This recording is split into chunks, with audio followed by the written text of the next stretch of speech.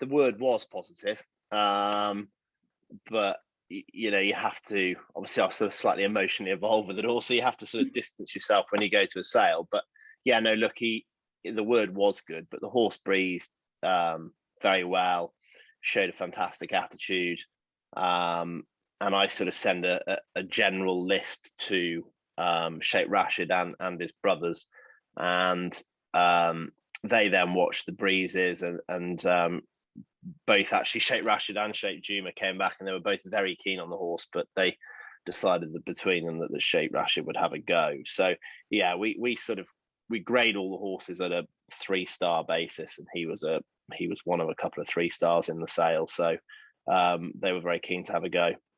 And look, I think we probably put not we, I'm sure most buyers do at any sale. I think temperament is so important.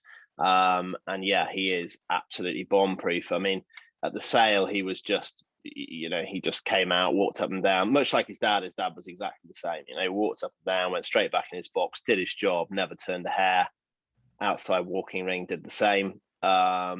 He was so relaxed. First time out, he missed the break by about 10 lengths and then flew home, but you can't give that much ground away. And then second start, interestingly, Paul Hannigan took him down to the start and said he had to trot him round at the start to wake him up. And then it's quite extraordinary, really. And then fast forward to Ascot, Richard Farr, he showed me a video of him absolutely flat out asleep 45 minutes before the Norfolk, and he went and won the Norfolk. So yeah, he's temperament is definitely, he's got an extraordinary temperament. And obviously that, and how his sire was an Ardad, flies completely against what some people would say about the breeze up horses, is they're all kind of buzzed, that traditional cynical line that we're trying to push away from. And I think actually that's a very unfair, and I don't think it's a reputation that really, well, it doesn't stand true now anyway. There's too many good horses coming through the breeze ups over all distances, but perhaps years ago that was the case, but certainly not now. And yeah, exactly, I think he's a great advert for it. But look, some breeze up horses are buzzed up, but as are some yearlings and as are some foals. Some thoroughbreds, as we know, are just naturally temperamental, but that doesn't necessarily stop them from performing on the race course. But he is certainly he is a great advert for the breeze ups, and the fact that they can be very sleepy and still produce on the racecourse. And just in terms of the day at Royal Ascot, for you personally, the significance of that must have been huge, having, all the similarities to our dad, your success at buying in the breeze up world continuing, just everything. It must have been a very special day for you. Yeah, it was. Of course, it's the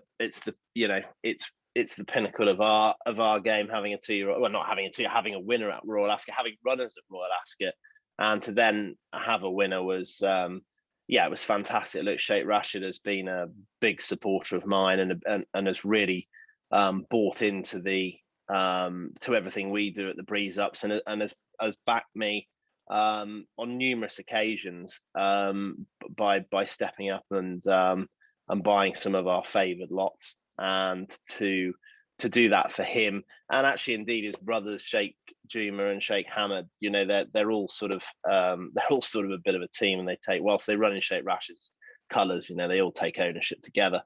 And speaking to them afterwards, it was just fantastic to do it for people that have just in terms of when you look at sort of your personal back catalogue of horses you've brought from the breeze ups, it's pretty incredible, from the likes of Dream Ahead to Far Above, Kulthum recently, obviously Perfect Power, there's an Ardad as previously mentioned.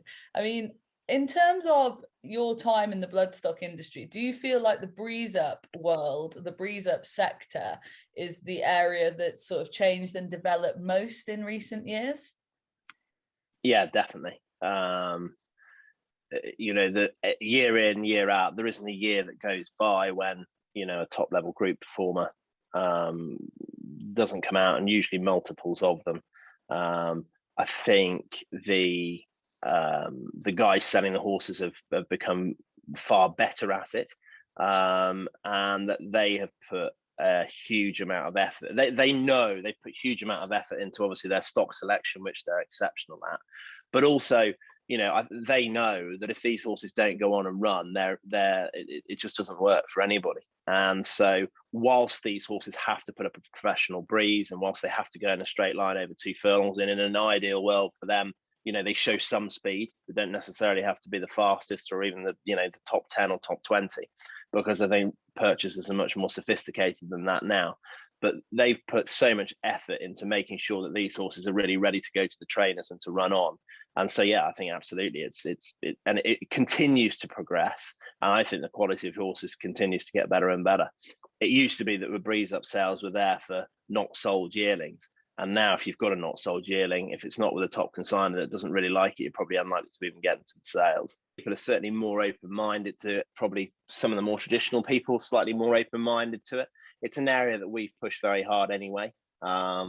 So, you know, we always try and hold, so, you know, if somebody comes to buy a yearling, yes, of course, you might try and buy them a yearling, but also, if they're a first-time owner, you might say to them, well, actually, you know, have you considered this option? You know, you're going to be able to go, you're going to save 6 months keep, you're going to save a lot of, I suppose, risk in the breaking process and indeed cost. And you could actually go to the breeze up sales and perhaps have your first runner in.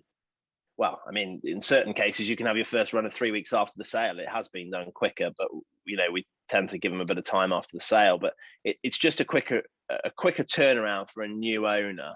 And so, yeah, no, I think that, yes, they're more open to it, but it's also something that we push with our clients as well.